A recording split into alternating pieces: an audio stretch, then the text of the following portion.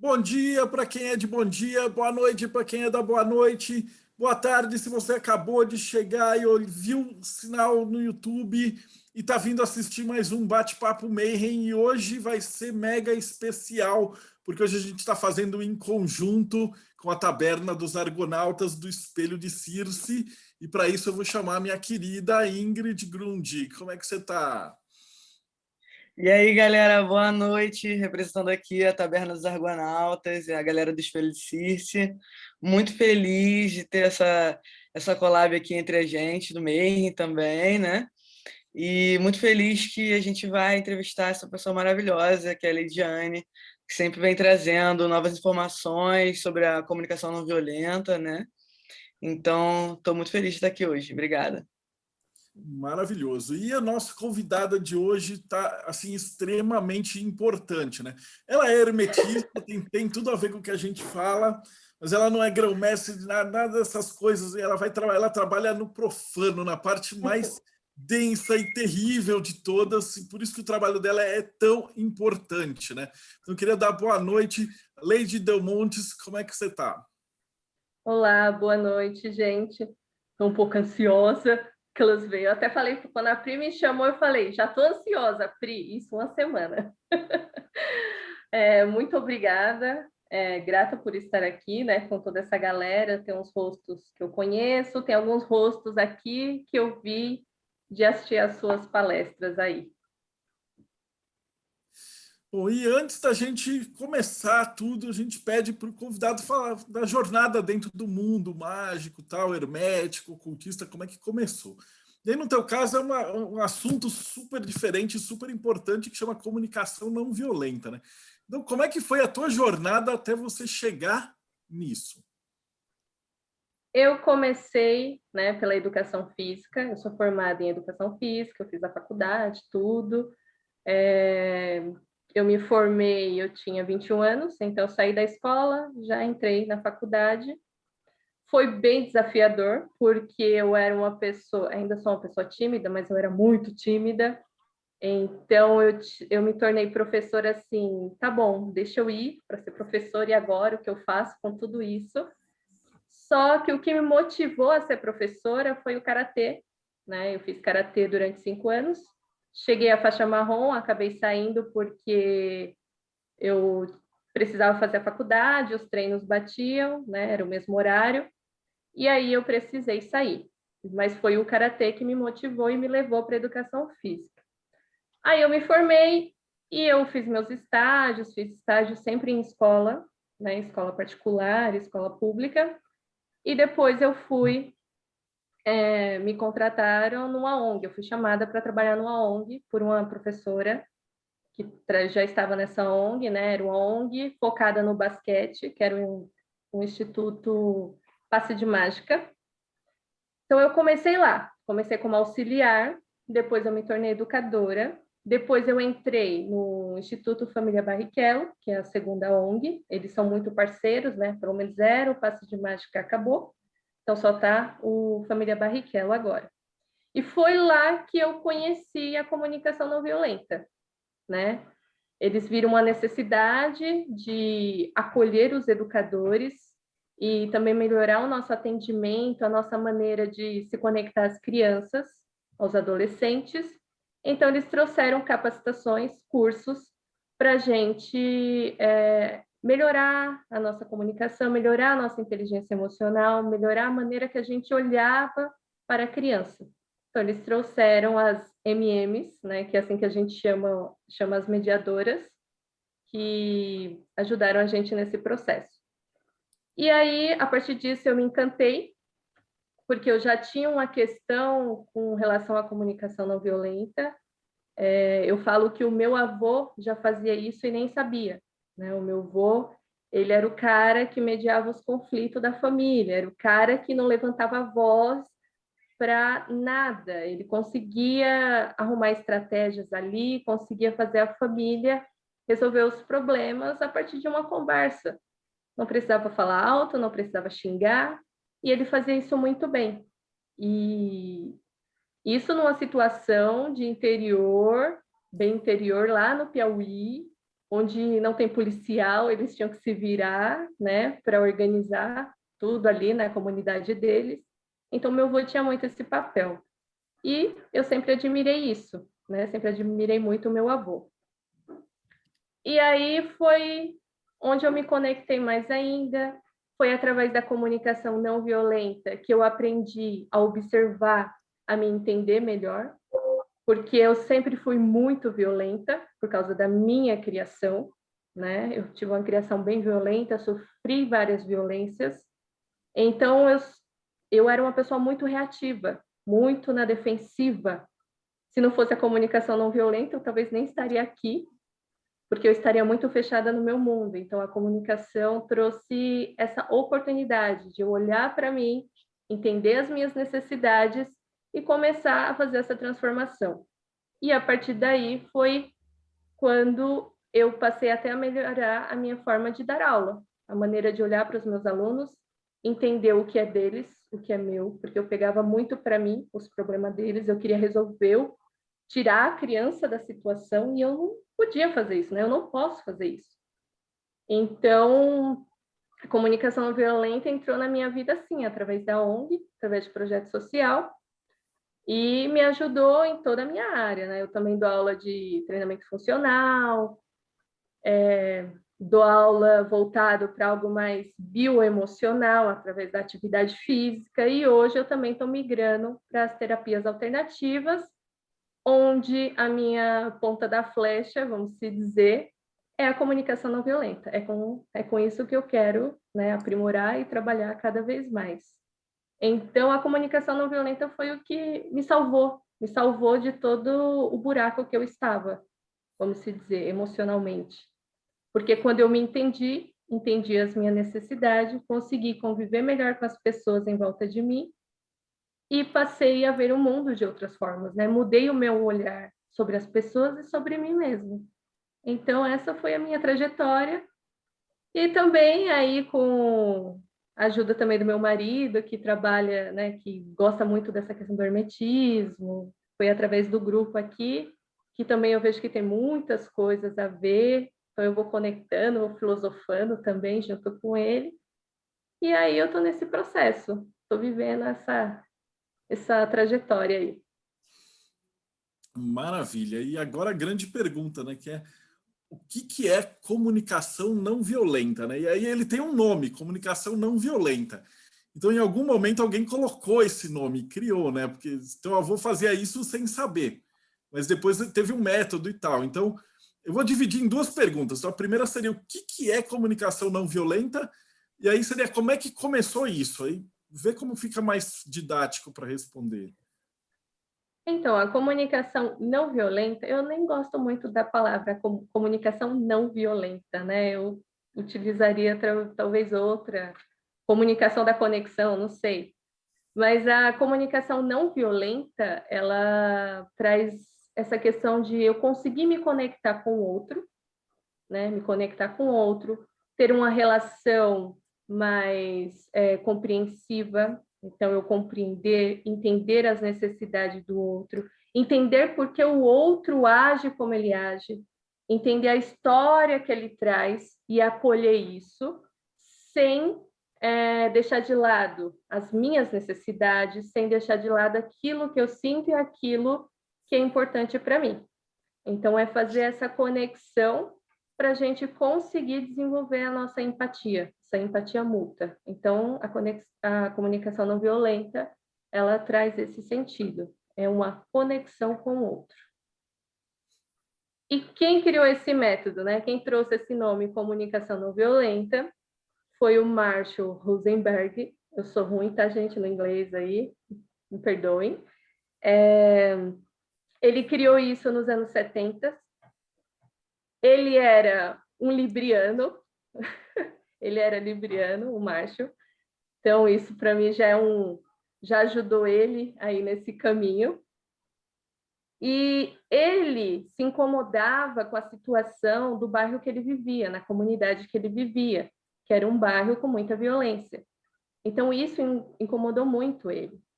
E a partir daí, quando ele cresceu, tudo, ele queria atender essa necessidade do bairro. Será que seria possível criar um método onde as pessoas pudessem se respeitar mais, pudessem ser menos violentas, né? E aí ele criou esse método da comunicação não violenta, que aí tem os passos, tudo mais. Ok. E aí, então, o que seria? Como é que funciona?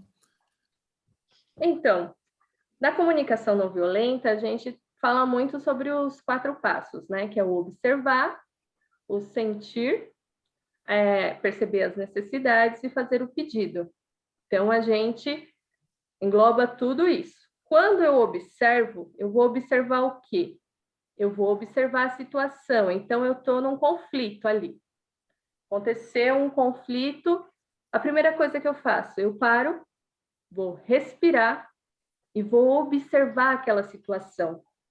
Eu vou observar a história daquela situação, a partir do meu olhar, como aquilo me atinge, como aquilo me afeta, com a minha história, com a minha identidade, e também vou transpor isso para o outro. Qual é a história do outro? Como ele vê aquilo? O que ele está ali tentando mostrar? E o fato mesmo, né? O que aconteceu de fato? Então, esse é o observar. E quando eu observo, eu suspendo o meu julgamento. E como eu vou suspender esse julgamento? Sendo que julgar é sobrevivência, é necessário.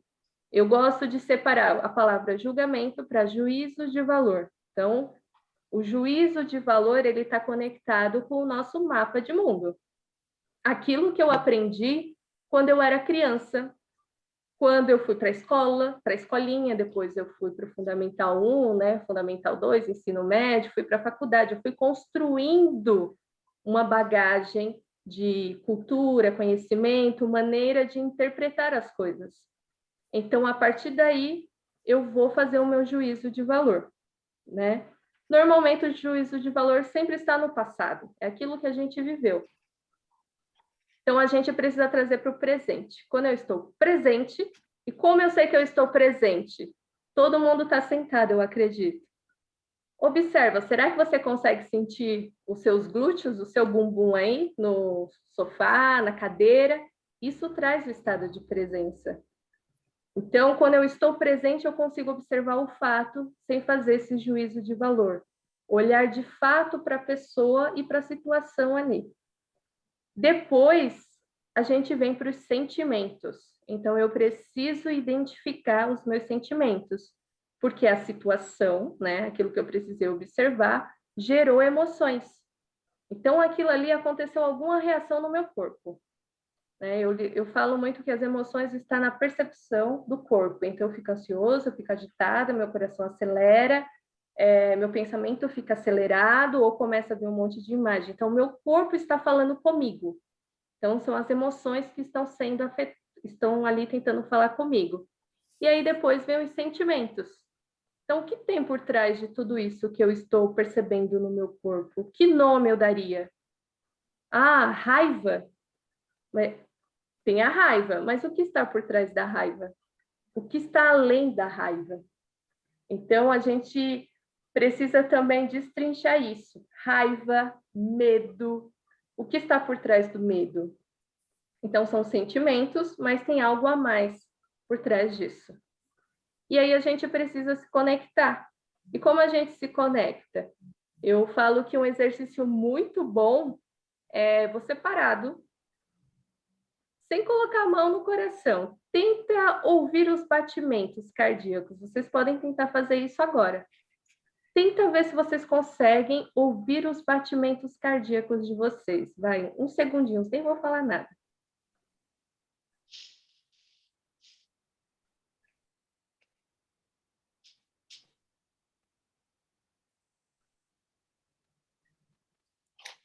Como foi aí essa experiência? Isso traz também a nossa presença, esse autoconhecimento do nosso corpo. Traz essa questão. Se eu não consigo perceber o que o meu corpo está dizendo, eu vou ter dificuldade de saber quais são os meus sentimentos. E o sentimento ele é muito importante para a gente conseguir ter uma boa conversa, para a gente conseguir se conectar com as pessoas. Porque se eu não sei o que eu sinto, ele vai me dominar. Porque esses sentimentos vão estar lá, escondidinhos. Aí sabe quando o momento que ele vai sair? No momento de que alguém fez algo para você, acionou ali alguma lembrança, alguma memória que você viveu, que você se sentiu rejeitado, abandonado, você se sentiu humilhado.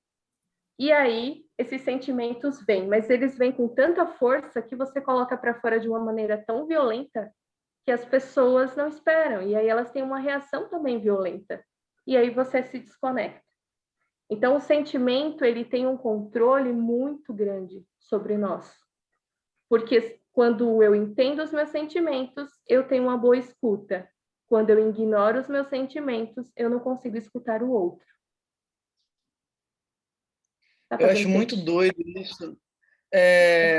Eu gosto muito da comunicação não violenta, inclusive eu tenho esse livro aqui em casa, e sempre vou lá folhear para ver o que eu preciso aprender de novo, entendeu?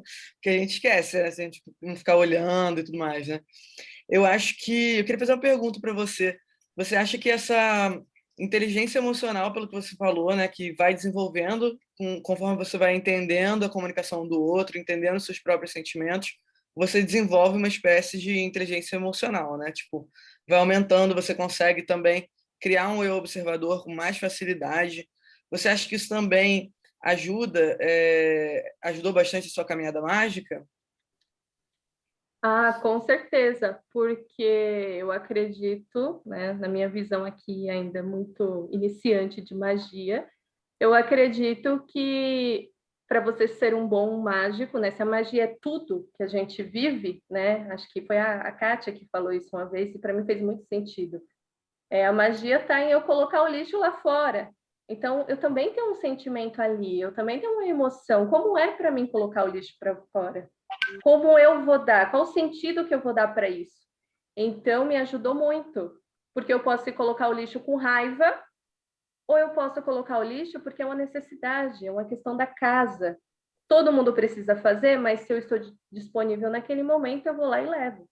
Porque eu vou fazer com raiva e vou jogar a responsabilidade para o mundo, sendo que eu Eu também acho tenho que uma parte naquilo.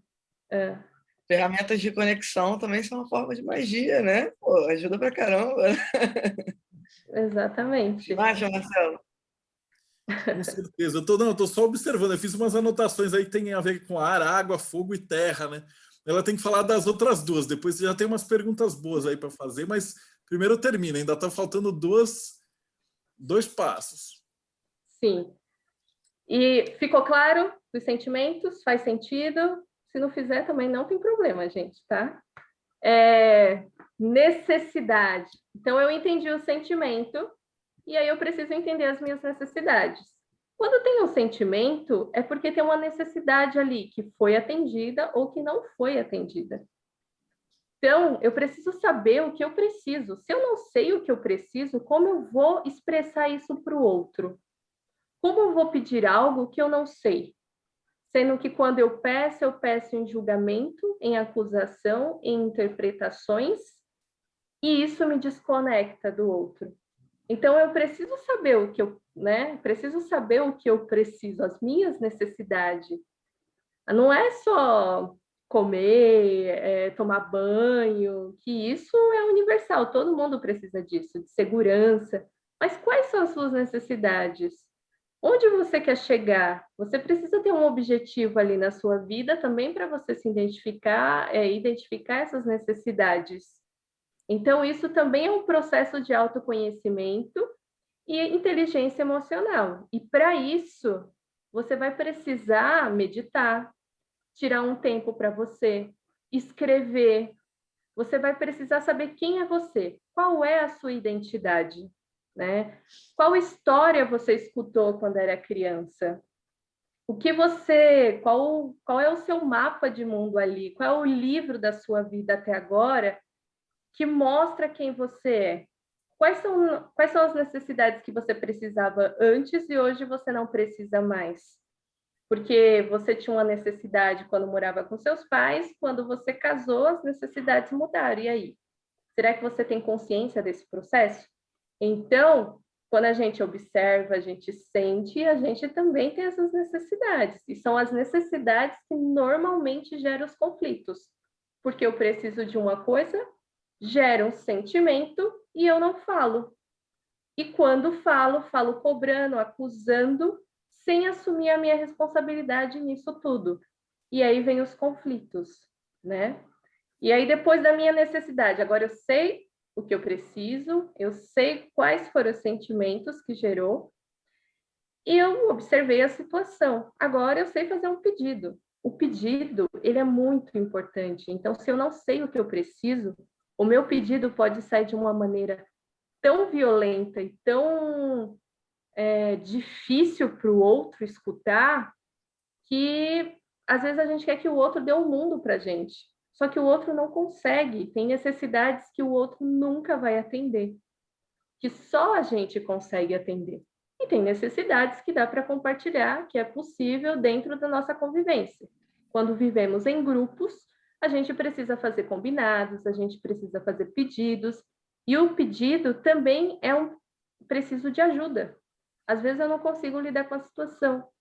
E aí a gente vem com aquela cultura, né? Eu acredito que todos aqui vivenciaram isso, que é a cultura do que se eu sinto, eu não falo, não posso mostrar fragilidade, não posso ser fraco, não posso pedir ajuda de jeito nenhum. Eu tenho que ser uma mulher forte, eu tenho que ser um homem forte, eu não posso mostrar fragilidade para o mundo, porque senão eu vou ser julgado, eu vou ser condenado pelo outro. E isso é muito difícil, é uma carga que a gente carrega. Então, sabe aquela história, criança, engole o choro? Quando você fala isso para uma criança, engole o choro, você matou muita coisa ali. Você matou as emoções ali, o momento que ela poderia entender o porquê daquele choro.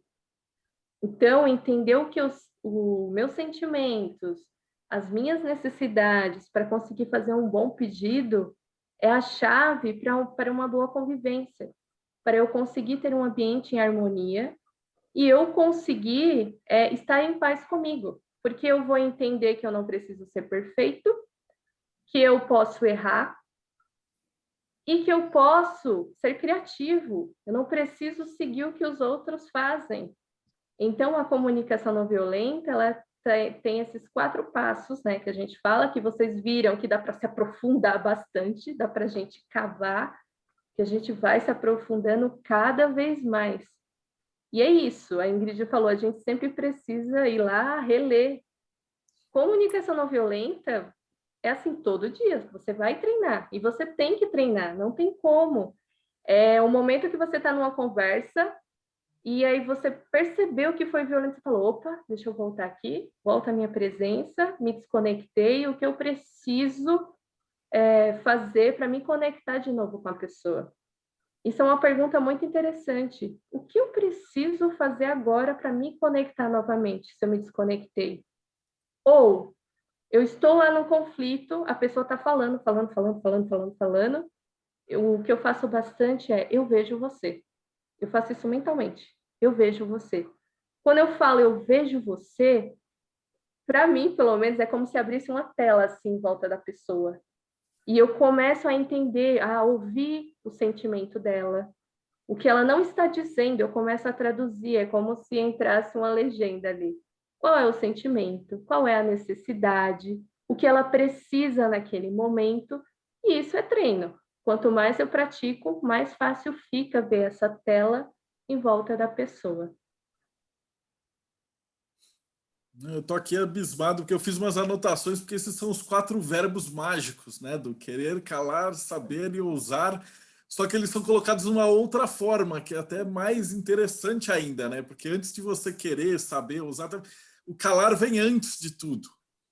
Uhum. Você coloca assim, primeiro observar, tem muito a ver com o calar, porque senão você vai ficar falando junto, falando por cima, gritando, né? Ou colocando as... Eu tenho uma pergunta muito massa do Rodrigo que eu queria falar.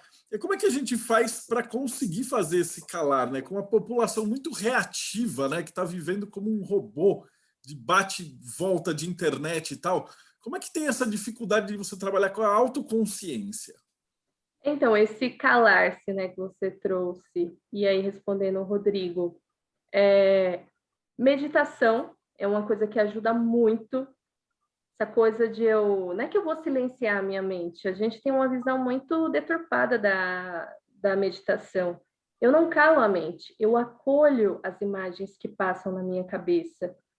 E é isso que vai me ajudar a silenciar aquelas vozinhas, né? Porque quando a pessoa vem de uma maneira reativa, a gente começa a querer responder. Então, a primeira coisa é respirar. Respira. Quando a gente respira, a gente vai oxigenar o nosso cérebro. Isso vai trazer atenção, presença. E quando eu faço isso, eu tento... É porque é complicado, né? Porque é prática, gente. Eu preciso meditar, eu preciso respirar. E aí eu consigo diminuir essas vozes. E isso que eu falei para vocês, eu vejo você, quando você está em frente à pessoa, e isso é quando você fala, eu vejo você, você consegue ser menos reativo. O outro, ele não vai, se você é da comunicação não violenta, o outro, ele não vai perceber isso no começo.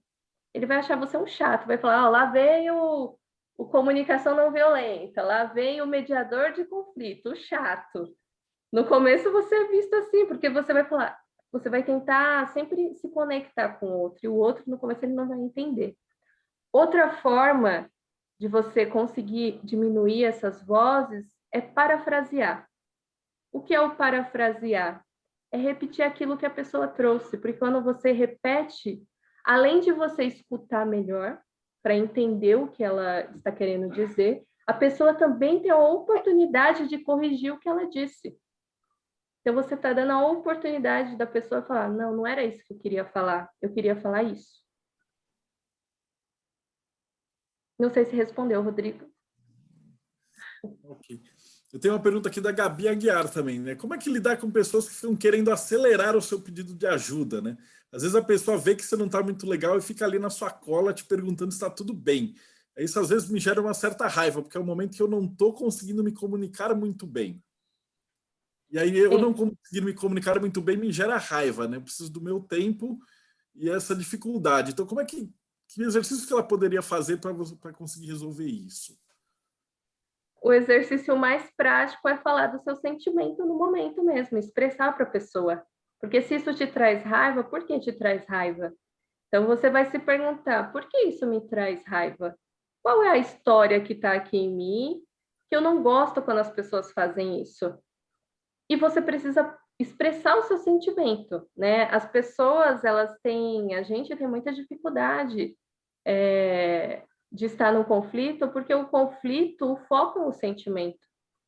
E se eu não expresso o meu sentimento, a minha necessidade, eu não mostro essa vulnerabilidade, normalmente as pessoas acham, ele está gostando, quer chamar atenção, vem esses julgamentos. Então você precisa falar, fulano, neste momento eu estou me sentindo assim, eu gostaria de ficar sozinha. Tudo bem? Não, tudo bem. Então, mas não vou te responder mais. Você pode ser sincera. Colocar o limite. O fato de eu não querer ser grosseira, de eu não querer ser violenta, não quer dizer que eu não coloque limite nas pessoas. Eu preciso colocar o limite. A pessoa pode chegar até um ponto. Passou esse ponto, opa, não, aqui você não passa mais. Mas é importante que você verbalize, senão as pessoas ficam imaginando o que você está pensando. Então você precisa colocar isso para fora. Senão as pessoas vão, tá tudo bem, ela tá gostando, ou ela quer chamar atenção, ou, né? Normalmente são esses julgamentos. Muito massa. Mais alguma pergunta?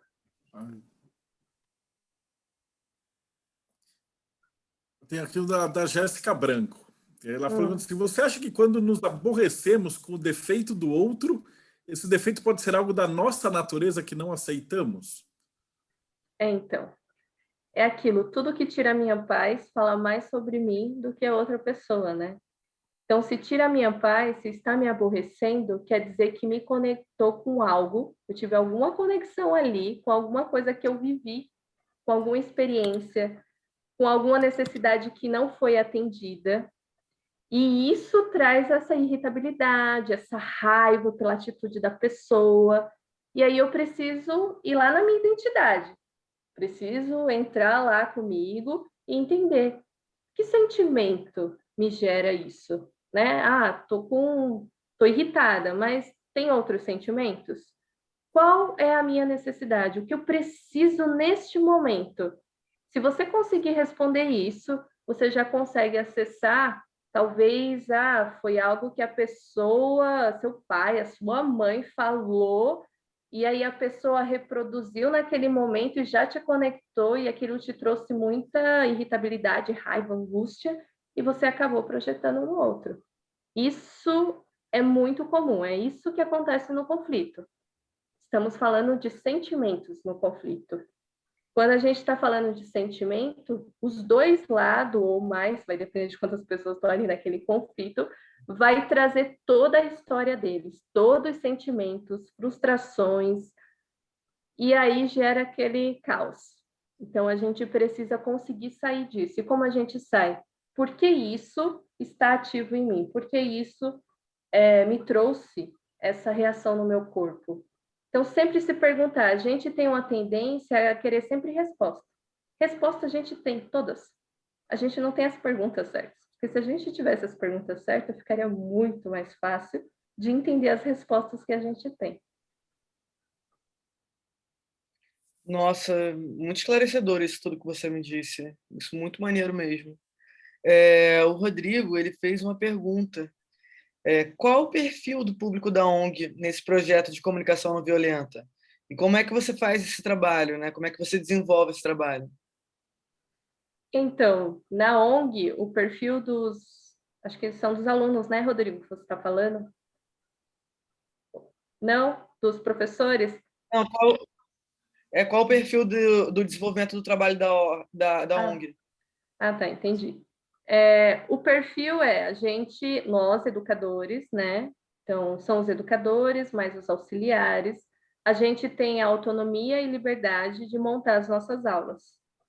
Claro que a gente traz a CNV, traz a comunicação não violenta. Então, a gente trabalha os sentimentos, trabalha as necessidades, através de jogos e brincadeiras, dentro dos 4 pilares da educação, que é o conhecer, fazer, ser e conviver. Então, a gente junta tudo isso e a gente aplica através das atividades e a gente traz também as nossas rodas de conversa, né? Que a gente faz sempre uma roda de conversa no começo e no final e traz para a consciência o que a gente aprendeu ali, quais foram as atividades, a gente deixa em aberto essas discussões também, mas é muito por jogos e brincadeiras e tem muito resultados. Eles conseguem melhorar o vocabulário deles de sentimento, eles conseguem expressar melhor as necessidades deles.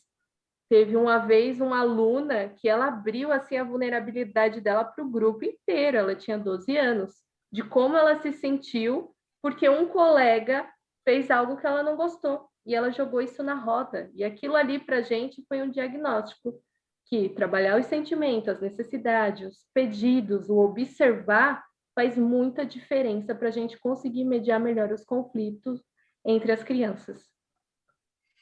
Então a faixa etária mais ou menos é só criança, né? Não, é de 6 até 15 anos. Tem lugares que é até 17.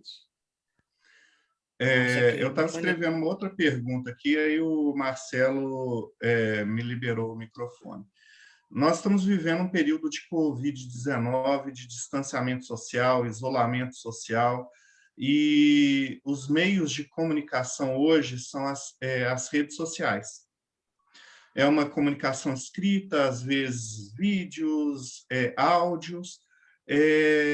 Como está sendo o trabalho nesse distanciamento social e como que está sendo a repercussão disso com o pessoal? Então, lá na ONG a gente está fazendo vídeos. né? Porque fazer uma reunião assim no Zoom é bem complicado, porque nem todos, melhor, quase ninguém tem um celular ali para si e o Wi-Fi para entrar numa reunião e a gente conseguir fazer uma atividade em casa, né? Para movimentar o corpo e trazer essa questão, né? Esse convívio, essa conexão. Então, a gente faz os vídeos. Nos vídeos, a gente está trabalhando os sentimentos, eu e a minha colega de trabalho, né? Que a gente sempre trabalha em dupla. Então, a gente está trabalhando os sentimentos, está desenvolvendo brincadeiras, jogos que trabalham os sentimentos. É uma maneira da gente diminuir esse distanciamento, né? Então, a gente está buscando essas estratégias de como eles conseguirem conviver em casa de uma maneira mais branda, mais calma, porque é muito difícil, né? A nossa realidade aqui, eu acredito que é muito mais fácil. A dos alunos é muito complicada, porque tem muita violência. Os pais não entendem. A gente fala para os alunos, mas se o aluno chegar lá para o pai e falar, então, pai, eu estou sentindo isso, o pai pode ter uma reação bem violenta.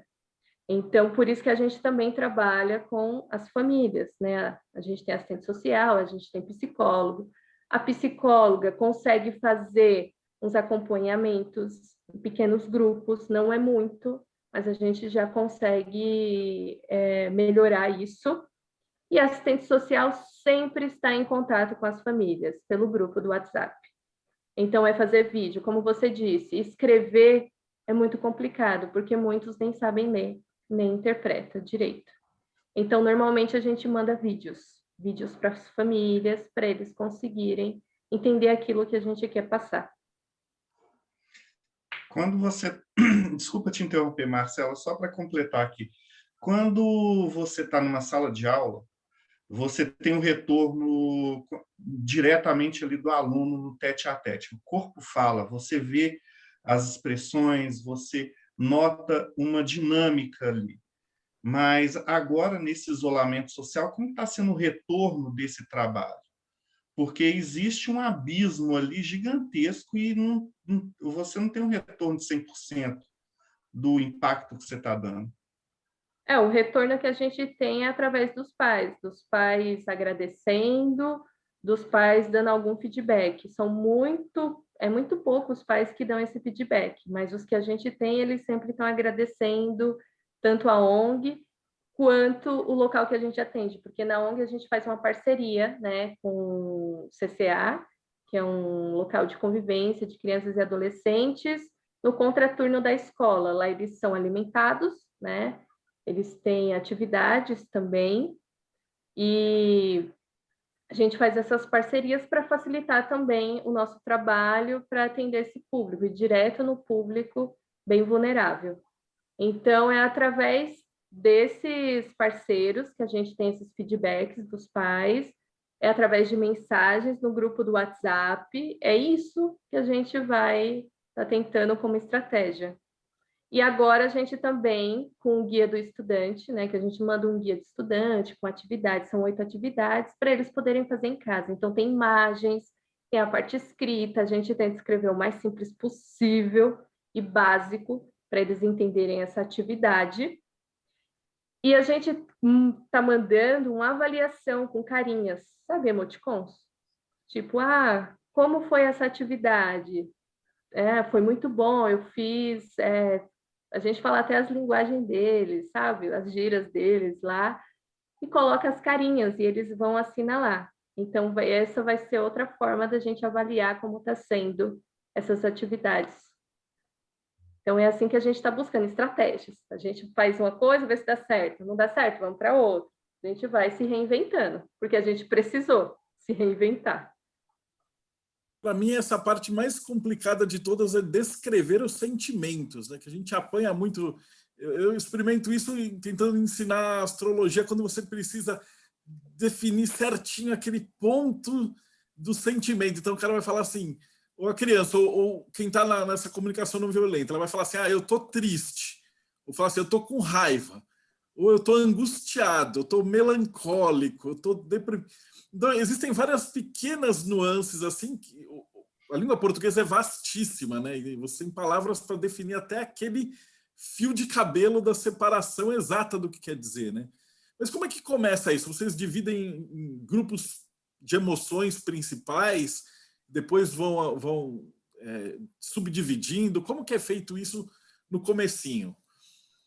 Então, a gente sempre parte pelo que a pessoa conhece. Quais são os seus sentimentos? Quais sentimentos você conhece? Qual é o seu vocabulário? Então, a gente vai perguntando, né? Com as crianças e com os adolescentes, eles vão trazendo aquilo, né? Feliz, triste, alegre, medo, ansioso. Eles trazem o mais comum, o que nós, adultos, mais falamos também. E como a gente amplia esse vocabulário? Lendo, praticando. A gente cria atividades levando novas palavras. Então, a gente escreve em filipetas, a gente traz situações nos jogos para que eles vivam aquele sentimento e consigam identificar no corpo. E, normalmente, quando a gente vai falar com a criança, por exemplo, o que se passa aqui? Porque o sentimento sai do coração. Então, o que se passa aqui? O que você está sentindo agora? Né? É uma maneira da gente se comunicar, e com o adulto também. Só que eu vejo que o corpo ele é amplo. Às vezes a gente está sentindo alguma coisa, mas não é no coração, é na barriga. É a perna que está de um jeito e ela está me dizendo um sentimento. Eu preciso escutar. Só que para eu ter essa gama de palavras, eu preciso ler. Tanto é que quando a gente faz o curso de comunicação não violenta, a gente recebe uma tabela de sentimentos. Não lembro, não sei. Opa, deixa eu ir lá. Hoje eu estou gratificado. Hoje eu estou criativo. E você vai ampliando. Quanto mais você lê, mais você consegue expressar o que você está sentindo. Fantástico. Tem a pergunta da Gabi ainda. Aqui. A Gabi Aguiar perguntou assim, importantíssimo. Como lidar com o sentimento ruim de um conflito inacabado, mal resolvido, violento, com pessoas que não estão abertas a um diálogo claro e honesto? A primeira coisa é trazer a sua responsabilidade, né? Na comunicação não violenta, a gente fala que a gente tem a nossa responsabilidade, não importa a porcentagem. A gente fez parte daquele conflito, a gente também gerou aquele conflito. E dentro do conflito tem esses sentimentos, né? Que normalmente a gente fala os sentimentos ruins. E são esses sentimentos ruins que mostram que não tá legal. Que tá dizendo assim, tá bom, e o que a gente precisa para melhorar esse conflito? Para a gente entrar num acordo e a gente se conectar de novo. Então, aí a gente vai em busca da necessidade dos dois. E, principalmente, qual é a história que você está contando para você a partir da atitude do outro? Porque ele é assim, ele é assado, eu fiquei com raiva porque ele. Quando eu mudo porque ele pelo porque eu assumo a minha responsabilidade. E se o outro não quer resolver o problema, tudo bem, mas isso não vai te trazer tempestades internas. Então por que eu? Por que essa história, esse conflito mexe tanto comigo? E por que eu não estou conseguindo olhar a história daquela pessoa? Muitas vezes, os dois estão falando a mesma coisa, só que de maneira diferente. E para a gente identificar isso, a gente precisa fazer o quê? Silenciar. Não é silenciar, né? Abaixar aquelas vozes, deixar de lado os nossos preconceitos, aquilo que a gente escutou lá atrás, que foi muito negativo e nos trouxe muita dor, para a gente conseguir ver o outro. E a gente só consegue ver o outro sem juízo de valor. Entendendo assim, o que eu preciso aprender com essa pessoa? Então, olhar para o conflito como um aprendizado. O que eu preciso aprender com essa pessoa neste momento, neste conflito? Qual é a história que ela está me trazendo? Tá vendo que é tudo pergunta?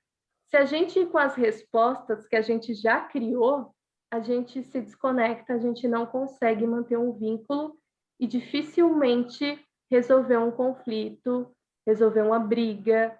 E isso a gente vê que separa muitas famílias, casais, tanto é que muitos casais na pandemia se divorciaram porque não aguentaram, nunca conviveram tanto, quando conviveram, ficaram no julgamento, na interpretação e não buscaram se conectar. Não sei se eu te respondi, Gabi.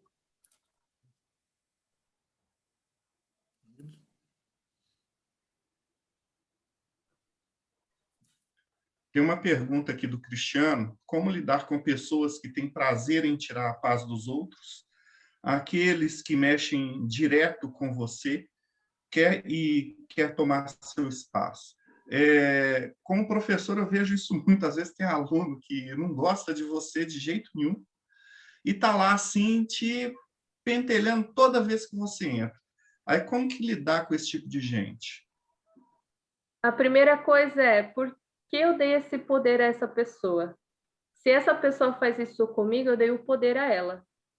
De que maneira? Eu mostrei alguma coisa ali que é muito parecido com ela, e isso, de alguma forma, gerou uma conexão. Foi boa? Não, foi ruim. Mas ele se projeta em você. E se tira a sua paz, por que tira a sua paz? Por que te irrita tanto aquele aluno pentelho que você tem vontade de dizer, por que causa isso em você? Né? Então, você tem que estudar. Por exemplo, eu tinha muito de aluno que fazia assim para mim, ó, ombrinho.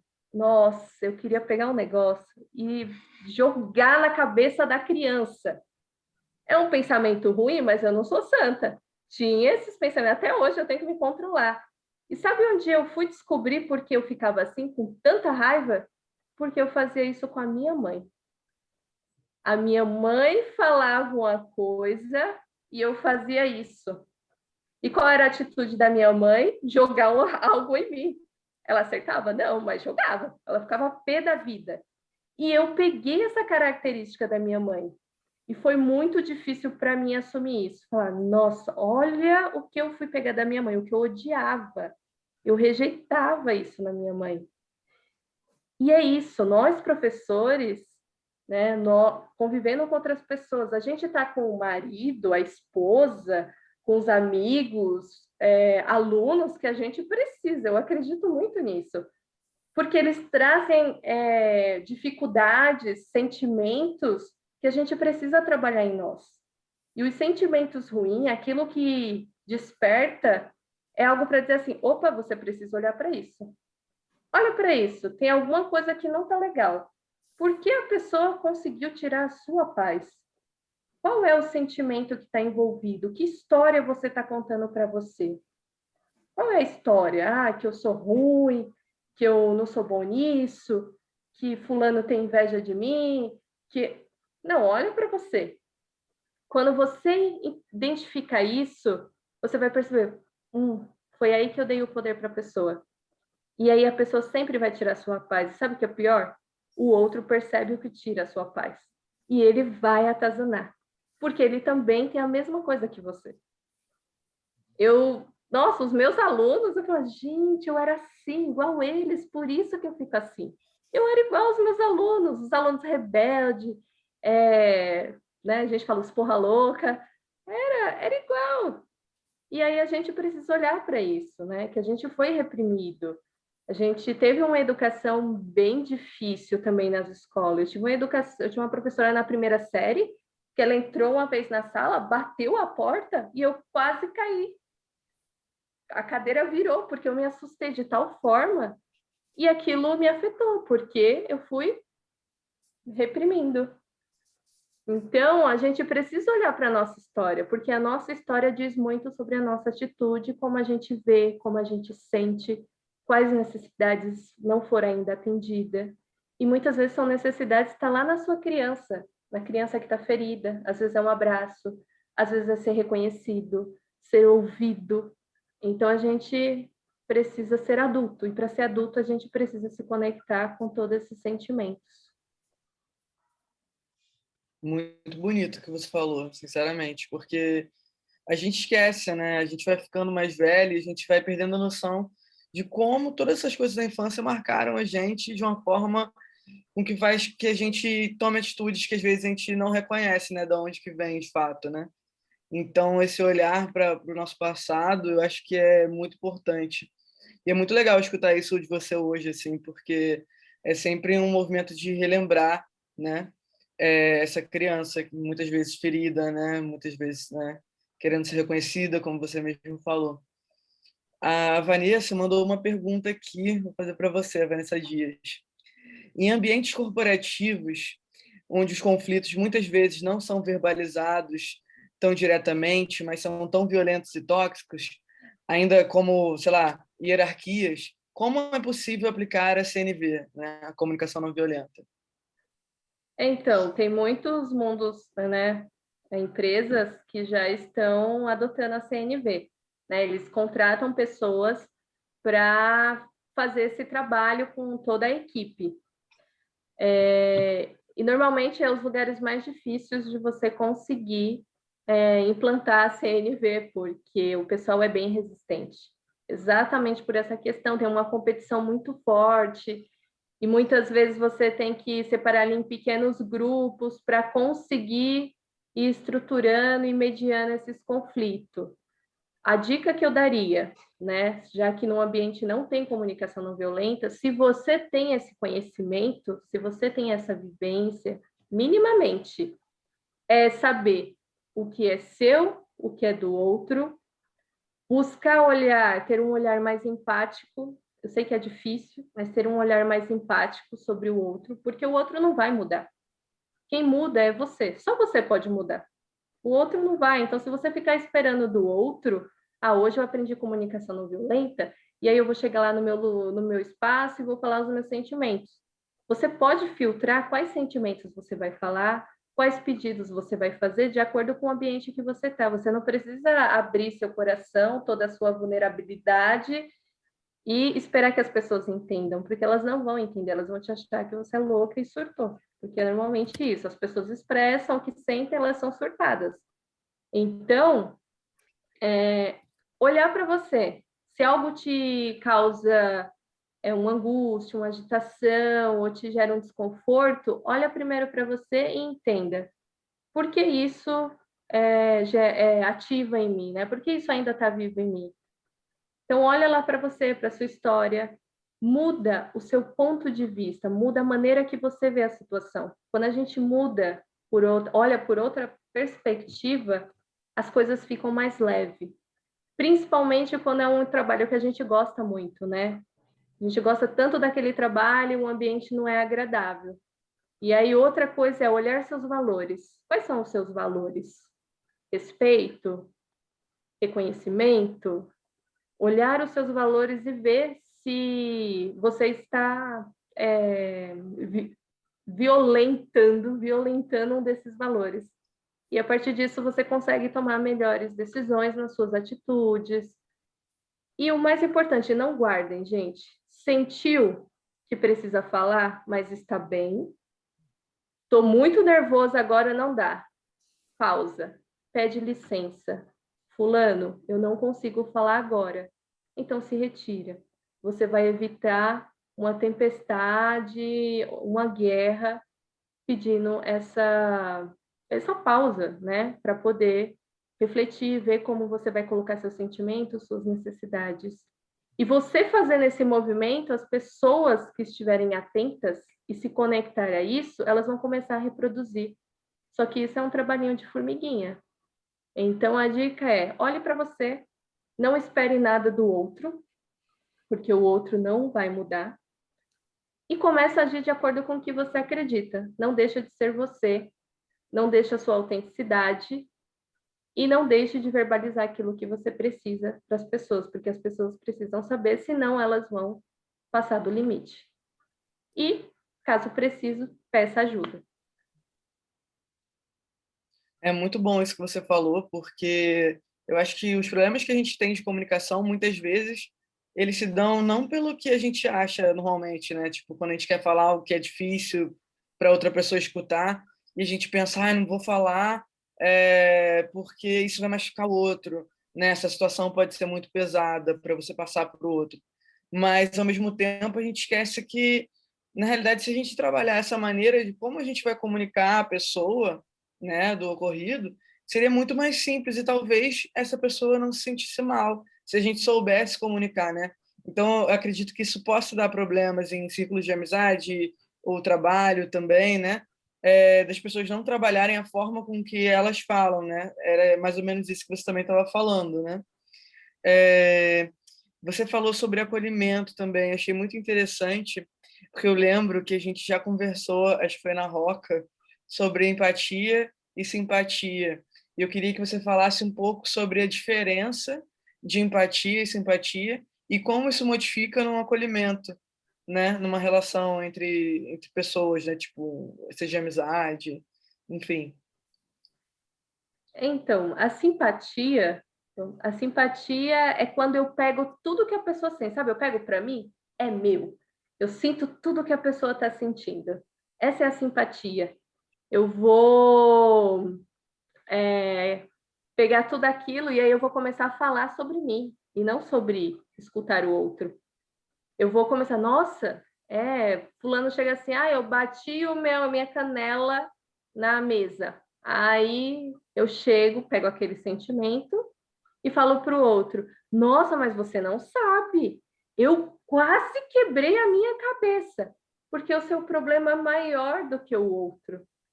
Então, o outro para você, você não está vendo ele não tem importância ali naquele momento. Já a empatia, eu me conecto, coração com coração. Se vocês tiverem a oportunidade em casa, tiver alguém, e sabe, dá aquele abraço? Pegue e dá aquele abraço e só escuta, deixa o coração conversar, os corações conversar. Aquilo ali acalma, aquilo ali acolhe, e você de fato está conectada com a pessoa. É uma maneira da gente perceber também. E a empatia, eu não pego para mim as coisas, eu vou até o outro e eu vou buscar atender a necessidade dele naquele momento, se for possível. Às vezes é um simples abraço, às vezes é falar, é reconhecer o que ele trouxe e não eu ficar falando em cima dele. Porque a simpatia é isso, eu vou ficar trazendo um problema maior do que o outro, eu vou falar que estou ouvindo, mas não estou ouvindo. Aí, sabe aquelas pessoas, tipo, a pessoa está falando, o outro está aqui no celular. Nossa, é verdade, nossa, mas eu não te conto. Quando vai falar sobre ele larga o celular e começa. Aí ele fala. Mas ele não consegue escutar, ele não é receptivo. Então, o simpático não é muito bom. Agora, o empático é excelente até para a questão de trabalho, gente. É atender, trabalhar com o público. Se você tem uma empatia, você se conecta ali com a pessoa, é muito mais fácil vender, é muito mais fácil mostrar quem você é, porque você se mostra vulnerável, assim como a pessoa que trouxe a situação, que trouxe aquilo que ela gostaria de compartilhar com você. E quando alguém traz um problema, a melhor posição nossa é a empatia, é uma escuta ativa, é buscar se conectar, é buscar deixar de lado o celular, é o olho no olho. Então, se a gente não consegue fazer isso, dificilmente a gente vai conseguir ter uma relação autêntica com alguém. Porque a gente sempre está se escondendo. Se a gente perceber a simpatia sempre escondendo, eu escondo o meu sentimento e escondo essa conexão, porque se eu vou me conectar com outra, aquilo vai me trazer uma dor tão grande que eu vou precisar lidar com aquilo. Então, a empatia é treino, é prática, é o dia a dia. Estou conversando com alguém, calma aí, coração com coração, olho no olho. Eu estou te vendo, eu estou te vendo. E isso falas mentais. No começo é assim, é bem robô, mas depois vai ficando mais fácil, porque aquilo começa a fazer parte de você. Lady, como é que a gente pode fazer isso em rede social onde não tem isso? Com emoticon, talvez? Porque agora a gente está todo mundo isolado. Então, a gente o pessoal que está assistindo a gente no futuro sabe que a gente está em 2021 e a gente continua trancado em casa e as pessoas já estão há um ano trancadas em casa, né? Tanto que a galera já está surtando, né? Se arriscando, indo em festa, porque não se aguenta mais. Como é que a gente consegue esse olho no olho, sendo que a gente tem que ficar escrevendo? A maioria das comunicações que estão acontecendo está sendo por rede social. Então, essa questão da escrita, né? Eu até estava comentando aqui no começo, eu tô fazendo um curso, né, dessa questão de interpretação de texto, para melhorar isso, tudo mais. E o professor falou uma coisa que eu achei muito interessante, que a escrita é uma violência. Falei, verdade, a escrita é uma violência, porque não é algo natural nosso. A gente aprendeu a falar, a gente, né, os antigos desenhavam bonequinhos, foi as primeiras escritas ali, mas era o falar, era o movimentar o corpo, era se expressar através do corpo e da fala, né? Então, a escrita ainda é muito desafiador, porque eu preciso ser claro, objetivo, e eu preciso passar as minhas emoções, para que o outro, ao ler, ele consiga entender aquilo que eu quero passar. Mas é sempre aquilo, né? Faz sentido? Talvez colocar no final, faz sentido? Eu fui claro no que eu disse? Para a pessoa também ter a oportunidade de perguntar, porque a gente também não tem essa cultura de perguntar para o outro. Mas foi isso que você quis falar? A gente normalmente interpreta, tira as nossas conclusões. Isso quando a gente não escuta a vozinha da pessoa gritando, e não tem nada a ver. Mas a gente lê a mensagem com a pessoa gritando. A gente consegue, porque é o nosso mapa de mundo, é como a gente se conecta à mensagem. Então, tomar cuidado nas palavras, ser o mais claro possível, mostrar esse sentimento, essa vulnerabilidade. Não é abrir para o mundo você por inteiro, mas é colocar aquilo que de fato você sente. Isso ajuda a se conectar de uma maneira mais fácil. O emoticon, eu acho que perde um pouco, né? Porque a gente manda uma carinha feliz e a gente está com a cara fechada. Então, eu acho que desafiar a escrita é uma boa, é uma prática. E assim, lê em voz alta. Se fosse eu escutando essa mensagem, como seria isso? Como eu me sentiria? Lê em voz alta. Se tem outra pessoa perto, lê para a pessoa que está perto de você. Fulano, como você se sentiria escutando isso aqui? E aí, eu acho que isso ameniza essa conexão com as pessoas pela escrita.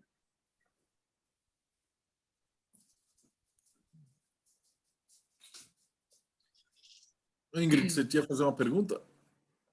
Sim, não, é porque, assim, eu sou meio pirada, assim, nesse lance de empatia, porque eu vi que tem várias formas de ter empatia, né? Tem a cognitiva, né? Você podia falar um pouco dessas formas que tem de empatia?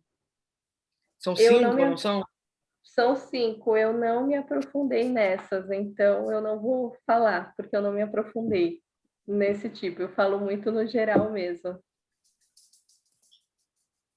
Ah, Mas saquei. Mas, assim, é muito massa escutar sobre isso, porque realmente, né, essa ferramenta de conexão que a gente aprende com a comunicação não violenta, ela torna os nossos dias muito mais simples, né? E é o que você falou, começa meio robótico, mas depois vai entrando em você, né? Então se torna natural. E aí você consegue acessar as pessoas de uma forma melhor. Nossa, muito bom, muito bom. e é aquilo, fica robótico, mas conforme a gente vai praticando, a gente vai vivenciando, vai ficando mais fácil. Porque assim, eu pratico comigo, porque eu preciso me acolher, eu preciso ter empatia comigo, essa autoempatia, para entender os meus sentimentos, para eu não viver naquele mundinho do tudo ou nada. Então, eu tenho que ser perfeita ou eu sou imperfeita. Nada que eu faça dá certo. Então, a gente precisa sair desse mundo e a gente precisa ter essa autoempatia para conseguir trabalhar a comunicação não violenta com a gente.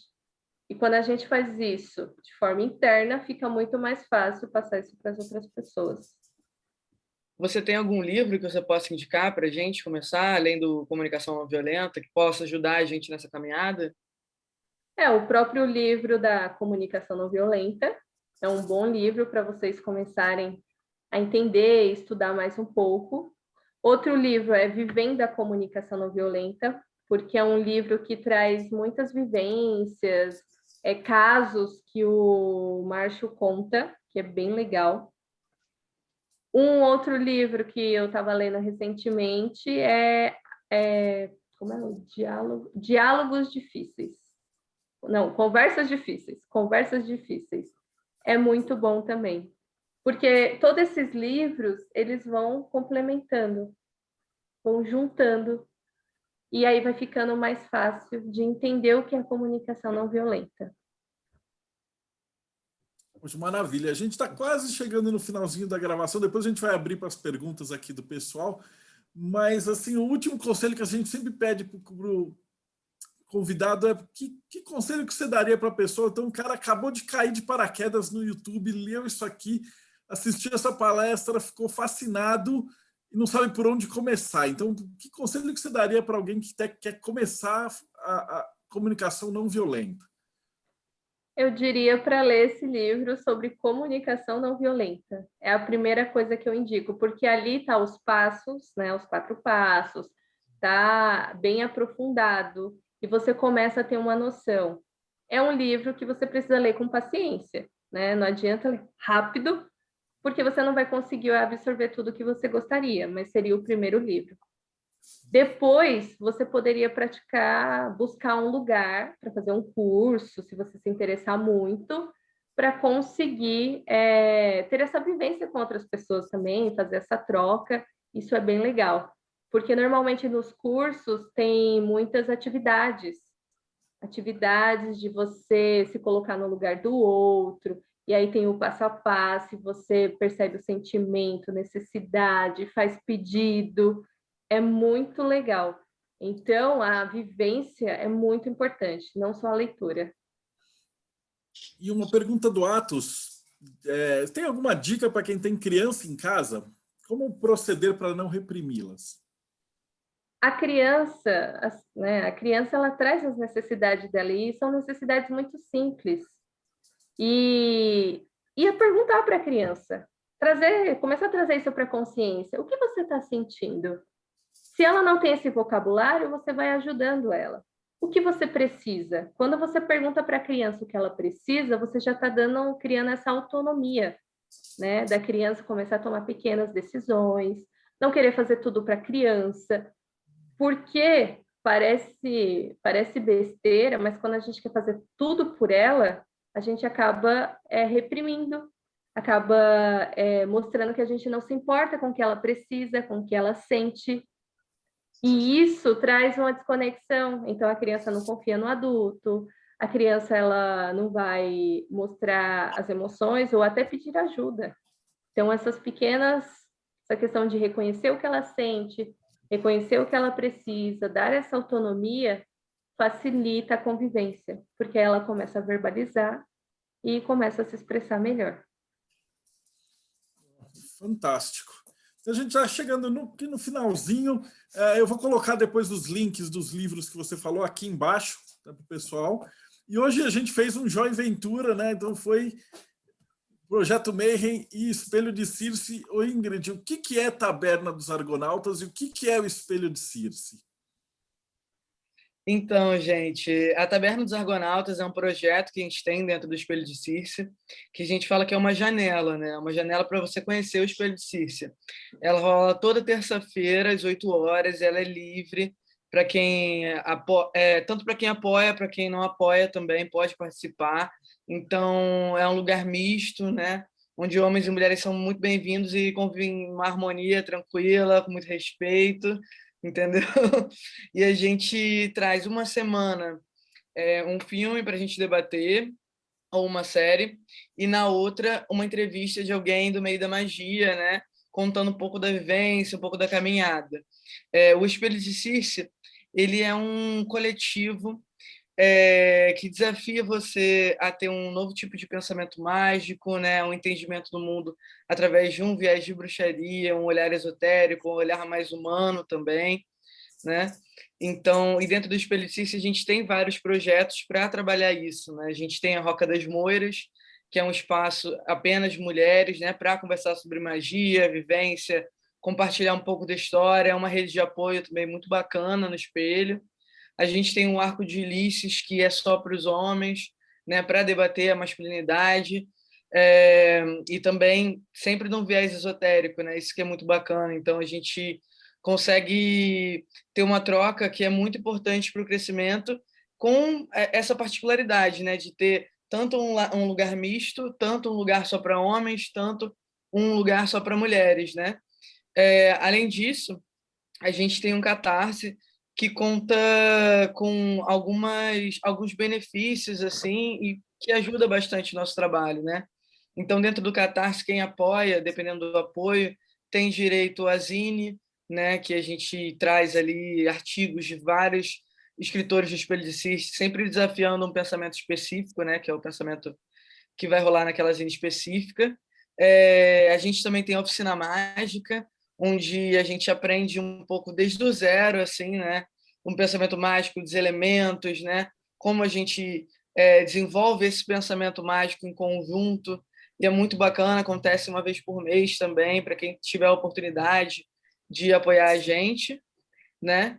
E, enfim, é mais ou menos isso. Um lugar de troca de ideias e pensamentos amplos. Participe, gente. Venha apoiar a gente, ajudar o nosso trabalho. Maravilha. O link para o Espelho de Circe também está aqui embaixo. E pode participar, que é fantástico. O trabalho que elas fazem é maravilhoso. Eu sou suspeito para falar, mas o Espelho de Circe é muito foda. E hoje o Rodrigo nem precisou, ele só está olhando feio, né? Comunicação não violenta. Ele fala assim, eu sinto que você precisa avisar. Então, se você esteve com a gente até agora, por favor, segue o nosso canal, dá like, vai no Espelho de Circe e segue o canal, dá like. E, Leide, brigadão, foi sensacional essa conversa. E a gente ainda vai chamar você para mais vezes. Muito obrigada também, foi muito bom. E assim, para mim é sempre bom falar sobre isso, porque eu aprendo mais ainda quando eu falo. E as perguntas sempre são muito ricas, né? Para a gente também aprimorar aquilo que a gente precisa dentro do contexto, dentro do assunto que a gente traz. Então, eu sou muito grata a todos. Obrigada pela escuta. Maravilha. Eu vou me despedir aqui, depois a gente vai abrir a câmera para conversar com você. Então, para você que acompanhou a gente até agora, muito agradecido e a gente se vê aí no próximo Bate-Papo Mayhem.